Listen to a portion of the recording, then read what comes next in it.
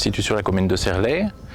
Je suis engagé avec mon frère depuis 2000 sur une exploitation céréalière de 350 hectares. On produit du maïs, du blé, orge, tournesol, soja. On fait de l'interculture depuis maintenant presque une dizaine d'années. On a choisi le Prosol Azote et ça nous apporte satisfaction jusqu'à maintenant. Comme on manque beaucoup de matière organique sur l'exploitation, on a des terrains très blancs, très limoneux, donc ça améliore la structure. On travaille sans labour, donc en semi direct ou en semi simplifié, donc ça nous convient parfaitement. Le réseau Agrifaune regroupe les acteurs du monde agricole et du monde synergétique avec un objectif commun de contribuer à la mise en place de bonnes pratiques agricoles qui vont concilier les intérêts agronomiques, économiques, environnement et biodiversité. On a commencé en 2012 avec la mise en place d'une plateforme d'essai par la coopérative qui a implanté 10 mélanges différents. Chaque mélange, on a mesuré par notation son comportement, la rapidité d'implantation, les hauteurs de strates et de la matière organique produite pour chaque mélange. Et bien sûr, quel effet sur la structure du sol.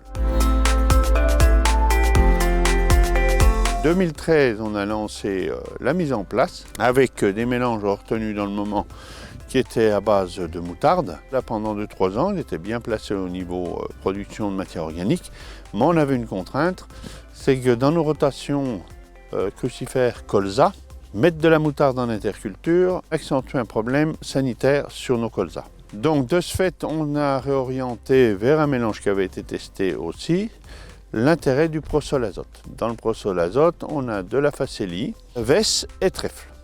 Ces 3 espèces, l'intérêt c'est que c'est gélif. Les années bien sûr où on a du gel, le but c'est que la destruction se fasse naturellement. Première chose, c'est j'amène de la matière organique à mon sol. Deuxième chose, j'amène de la matière organique que je laisse en surface pour diminuer la battance, qui me limite mes pertes de graines au semis. Troisième avantage, je sécurise l'alimentation de mes pollinisateurs à l'automne qui viendront me rendre service pour mes cultures tout au long de l'année. Le couvert fourni par les intercultures est particulièrement appréciable à une période de l'année où les différentes récoltes laissent les plaines dépourvues de refuge.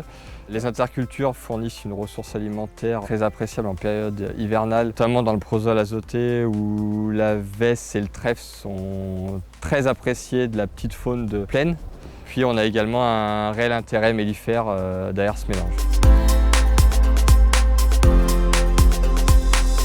C'est pour toutes ces raisons que la Fédération des chasseurs a décidé d'accompagner les agriculteurs dans la plantation d'interculture, les accompagner notamment financièrement avec une participation à hauteur de 25% du coût hors taxe des semences. En contrepartie, les agriculteurs ils doivent respecter des conditions qu'on a imposées, notamment de laisser le couvert sur pied jusqu'au 31 janvier de l'année suivant la plantation et également de faire au mieux pour respecter, si destruction il doit avoir du couvert, des mesures qui vont prendre en compte la faune sauvage, notamment réduire la vitesse d'avancement pour que la faune puisse se déplacer sur la bordure des champs.